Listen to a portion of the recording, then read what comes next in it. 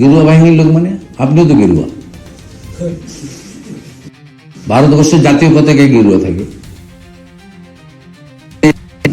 গেরুয়া ধ্বজ রাখেন। স্বামী বিবেকানন্দ গেরুয়া বসন করতেন।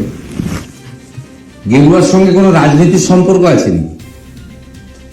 গেরুয়া তো শৌর্যের প্রতীক, ত্যাগের প্রতীক। গেরুয়া মানেই ভারতবর্ষ, ভারতবর্ষ মানেই গেরুয়া। একে ওই জায়গায় ওই সংকীর্ণতার মধ্যে কেন ফেলছেন? গেরুয়ার সঙ্গে শুধুমাত্র কোন রাজনৈতিক দল, সে আমাদের ভারতীয় জনতা পার্টি কেন, কারোরই বিষয় নয়। গেরুয়া কারোর কোন দলের কোন ব্যক্তির সম্পত্তি নয়।